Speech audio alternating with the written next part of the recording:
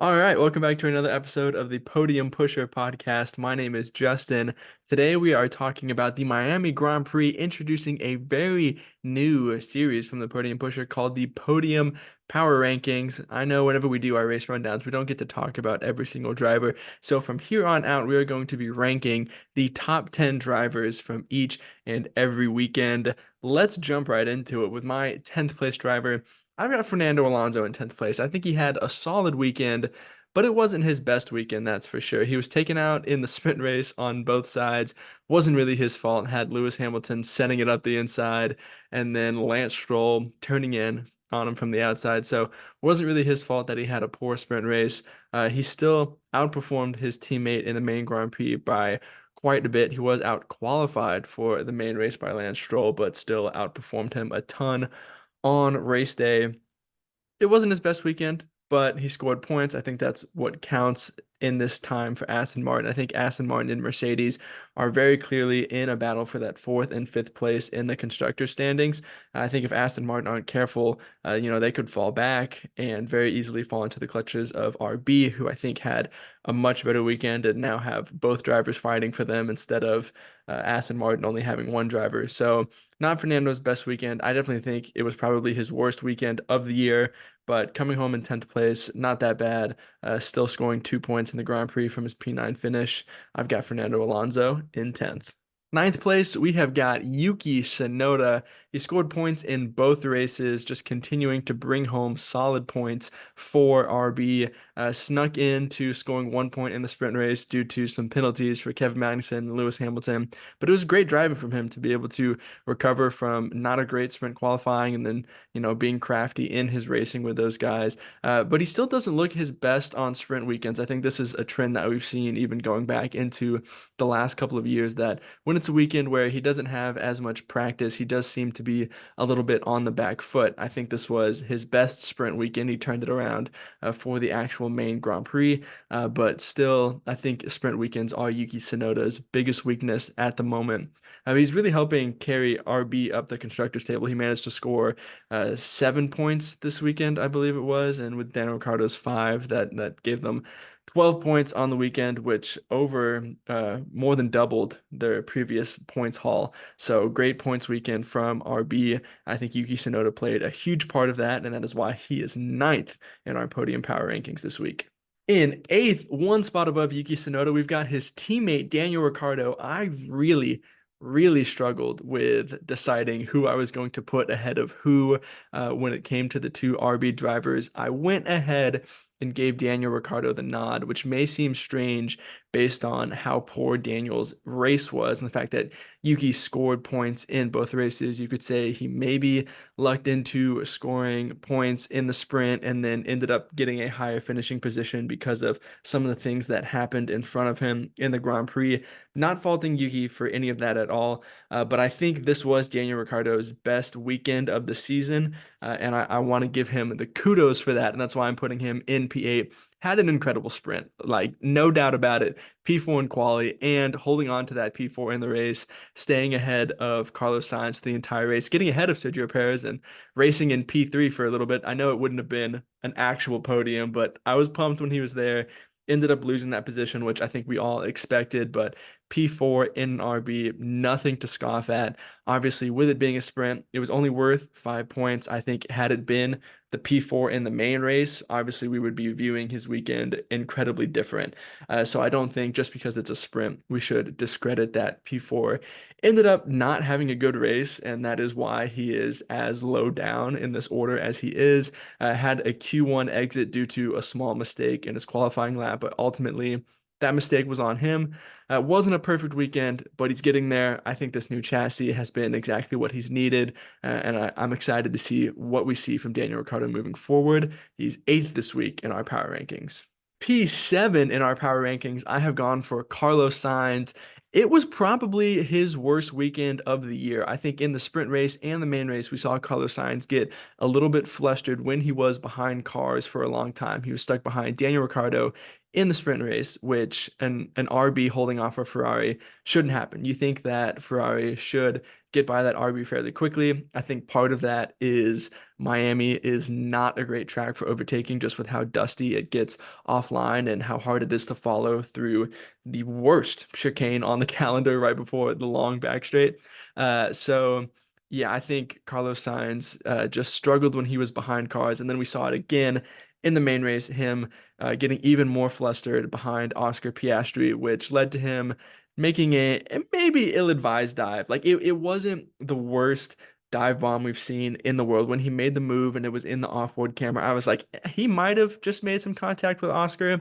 And then they showed the replay, and he definitely did. That incident was for sure his fault. It ruined Oscar Piastri's race. He ended up getting a penalty that demoted him from P4 to P5, so it also affected his weekend as well. But can't put him any lower because if your bad weekend is two P5s, that's not the worst thing in the world. It was just some minor things from Carlos Sainz this weekend. I think some of that was just his desire to continue to perform well and knowing that Ferrari is getting slightly improved. And so, yeah, I think it wasn't Carlos Sainz's best weekend. I think he lost a little bit of his composure, but he still performed relatively well, brought home those two P5s, a solid haul of points, and that is why he is seventh in our power rankings this week. Sixth place, I have gone for Nico Hulkenberg. It was not his best weekend of the year, but I still think a very solid weekend from Nico Hulkenberg. He scored more points in the sprint, which I think is so incredibly impressive and important. I think sprints are still Haas's best chance to score points, even though that Haas is much improved over a race distance. The other cars have a chance to continue to catch up to them should Nico Hulkenberg keep putting it in lofty qualifying positions. When you have the full race distance, you have safety cars, you have pit strategies, there's just more chances for the other drivers who are in faster cars to get ahead of him. So I think sprint races are times where Nico Hulkenberg and Haas need to capitalize on those good qualifying positions. That's exactly what he did in the sprint. Maybe we can give a quick shout out here to Kevin Magnussen, because even though he absolutely ruined his race, got so many penalty points across the weekend, Kevin Magnussen did a lovely job in helping Nico Hulkenberg score those points in the sprint. So Nico Hulkenberg, and then like little 0.1 extra point for Kevin Magnussen in our power rankings here. But he finished the race P11, one spot off the points, but still a good performance in a Haas to get P11. I think we're still in that stage where we're thinking of Haas as the bad team that they were last year, and then for them to be better this year. If he put that Haas from last year in P11, we'd be like, whoa, Nico Hulkenberg, what a race. But P11 now is just good, not great. And then he had a double Q3 appearance this weekend, just continuing to outqualify his teammate, outperform that car in qualifying. I don't think you can fault him for falling down from how high he qualified. And so I think a solid weekend from Nico Hulkenberg. Not his best weekend, but still deserves some recognition. And that is why he is P6 in our power rankings this week. In fifth place, we have got Sergio Perez. Not a bad weekend from Sergio at all. It was about 5 centimeters away from being a terrible weekend when he almost took out Max Verstappen and Carlos Sainz on the opening lap. But he got lucky. He avoided them. But I just think it wasn't his best weekend. And, it's at that time of the year where, he has a good start and we could start to see him fall off. And I don't think that's what this weekend was at all. Ending up with a P3 in a P4, that's not falling off. But the fact of the matter is that right now, he has to perform better to keep his seat. And that is not on he's finishing outside the points, he's having terrible results, he's crashing like he was last year. It's the fact that we're seeing these other teams catch up rather quickly. We're seeing McLaren just won a race and could continue to win races in the future. Ferrari are promising huge upgrades for next weekend in Imola. And so if that teams are going to be continually catching up to Red Bull and Sergio Perez starts finishing fifth, sixth, seventh every single race because these other teams are finishing ahead of him, if we see Red Bull even come close to losing the Constructors' Championships, I'm not saying that they're going to lose it because Max Verstappen won it on his own last year, so we could see him do that again. But if Red Bull lose that Constructors' Championship, they're for sure going to look elsewhere than Sergio Perez because That is literally what he is there to do, to pick up the pieces when Max doesn't win and help them win the Constructors' Championship. And based on the development of the other teams, Sergio Perez has got to step up and fill that role. We saw Valtteri Bottas keep his seat when he could slot in P2 right behind Lewis and help Mercedes win the Constructors' Championship every year. In 2021, Red Bull caught up. We saw Ferrari slowly starting to get their feet back under them, and Valtteri Bottas started to finish third, fourth, fifth, a little further away from Lewis, and that's when he lost his seat. I'm worried we could see something similar from Sergio Perez. It's not a guarantee. I still think he had a solid weekend. The results maybe look a little bit better because he would have finished sixth had the Carlos Sainz Oscarpiastri incident not happen, which would have not looked good. If it was the first weekend that Red Bull looked beatable and Sergio Perez finished last in the top three, that would not have been a good look. Luckily for him, it ends up being P4, being better than it could have been otherwise. But I do think he has to step it up in the future to get a firm grip on that Red Bull seat. But for now, solid weekend, fifth in our power rankings for Miami. In fourth place, I've got Oscar Piastri. He had a really strong weekend. Unfortunately, the results don't really show it. He had a good sprint. Obviously, he was the lone McLaren flying the flag after Lando Norris was taken out in the sprint. But I still think that Oscar Piastri had an okay sprint. It wasn't anything special, but he got the job done, brought home some points. Probably could have fought Carlos Sainz and maybe ended up being in that P4 had they been able to get by Daniel Ricciardo. But finishing sixth is not bad at all. And then in the race, I think Oscar Piastri had a great race. There was a time that he was racing P2, setting fastest laps. And before the safety car, it looked like he was going to be the McLaren driver that was going to be on the podium. And if that happened, we'd be praising Oscar Piastri, saying he got a podium whenever he didn't have all the upgrades, finishing ahead of Lando when he didn't have all the upgrades. And so, I think he had a little bit of bad luck with the safety car and then had some terrible luck with Carlos Sainz. The contact was relatively minor, and just the way that it broke his front wing, he had to come in and have that extra stop to get the front wing replaced. He ended up having a pretty good comeback drive. He was not close to getting points, but did make some overtakes, and you would expect him to with the new tires, with a better car. But on a track that's hard to overtake on, he did make those overtakes and start to make his way back up the field. So solid performance from Oscar Piastri all around. I think he had some bad luck on his side. So excited to see him with a full upgrade package in Imola and see what he can do with that. But solid weekend from Oscar. P4 in our power rankings for Miami. P3, we are getting on to the podium now. I have got Charles Leclerc in third place. It was a pretty quiet weekend from him. We didn't really hear much of him. He didn't do anything to stand out crazily, but it was a solid weekend from him. P2 in the sprint, keeping Max Verstappen honest. And really, that was the first time that we had an inkling that something might be on for the race, that Red Bull weren't looking incredibly far ahead of the field, and Charles looked like he could keep up with Max. And so I went into the race maybe expecting Charles Leclerc to challenge Max for the win. That ended up not happening, brought home a P3, and those are great results. P2, P3, awesome results. We know that Ferrari are bringing a big upgrade package to Imola. We don't know how big of a performance that's going to bring. We've all seen the Instagram post. Like a week ago, it was like 2/10. And a couple days ago, it was going to be 3/10. Today, it's 4/10. So who knows how much performance it's actually going to bring for Ferrari. But should it bring a lot of pace, Charles is in a great place to capitalize. He's not that far off the championship lead. If the Ferrari is competitive with the Red Bull, he'll be the one who should be able to take advantage of it, get more poles, get high podiums, maybe even get a couple wins.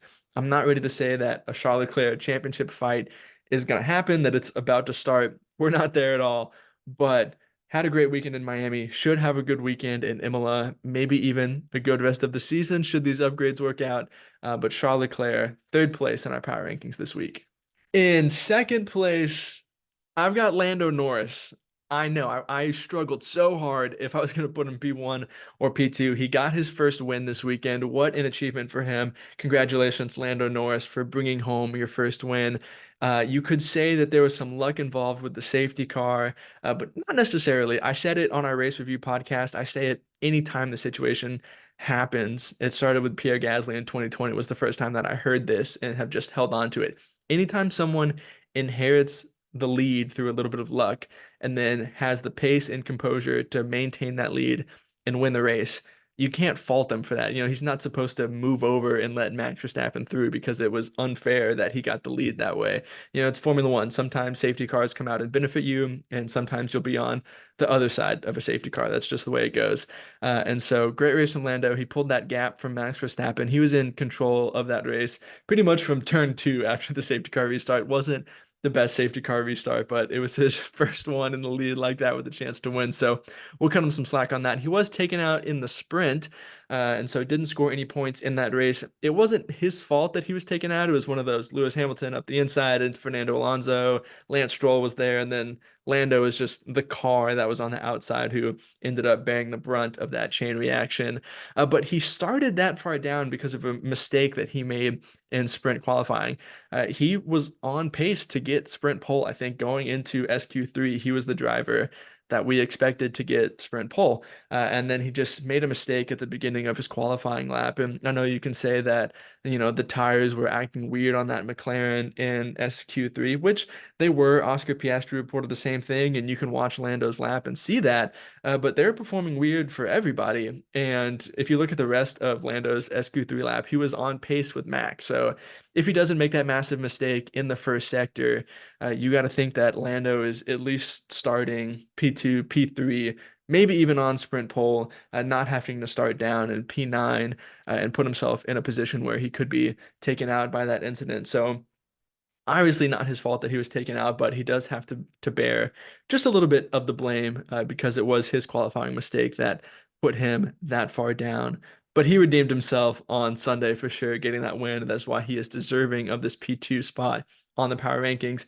Personally, I'm incredibly excited for Imola. If I was a betting man, I might be willing to put down just a little bit of money saying that he's going to win 2 in a row. Lando Norris loves Imola. He loves that track. He's gotten podiums there multiple times in the past. Last time we raced there in 2022, we skipped last year due to some rain and flooding, if you remember that. But when we raced in Imola in 2022, Lando Norris got a podium, and that McLaren was terrible. I mean, they were so bad at the start of the 2022 year, if you remember back that far. And he managed to drag that thing up to a podium at Imola, and Daniel Ricciardo finished like P15, but he took out Carlos Sainz in that race, so not an accurate teammate comparison. Anyways, but Lando Norris loves Imola, has performed well there in the past. He seems to be in sync with this car. And so Lando Norris at a track that he loves and a car that he loves, we could see something special. If Lando Norris wins 2 races in a row, we have to be talking championship battle. I don't think you'll be able to draw conclusions from Imola alone. You will have to see Monaco. We'll have to see a couple tracks on the European side of the calendar that have different characteristics to see if that McLaren can really put up a championship fight. But if he wins 2 races in a row, things are for sure getting excited. But for now, we're going to focus on the weekend where Lando Norris brought home his first win, and that is why he is P2 in our power rankings from Miami. And last, but certainly not least, P1, it's Max Verstappen. He didn't win the Grand Prix, and so I struggled to put him in P1 ahead of the guy who did win the Grand Prix, but overall, he still had the best weekend. 2 poles, a sprint win, and a P2. Great performance from Max Verstappen. It was found out that he had some floor damage on his Red Bull, probably from running over that cone. Yes, it was his fault that he ended up making a very small error and running over that cone, but also unfortunate that that cone ended up causing floor damage that cost him time. There's a chance that Lando Norris could have won had that safety car not come out, but we'll never know. Still a solid weekend from Max Verstappen. I think the big takeaway from this weekend and Max's performance, when the car seemed to be struggling, he seemed to be not at one with the tires and the setup of the car. Just different times throughout the weekend, Max didn't seem to be super comfortable in that Red Bull. For him to still bring home 2 poles, a win, and a second place, Max is just so consistent. It's crazy. So even if the rest of the grid continue to catch up, which I hope they do, I hope we have a championship fight. I think Max is still the championship favorite. I think he's just such a complete driver from when he had his first championship battle in 2021, or even the years before that when he started winning races more consistently in 2019 and 2020. He's just a complete driver now. He's more composed. He races in a much more intelligent way. And so I think even if the rest of the grid catches up, which they are, and they should continue to do with their upgrades, I think Max is still the championship favorite. And based on his performances this weekend, where he didn't even win but still had an awesome weekend, he is my P1 in our Podium Pusher power rankings.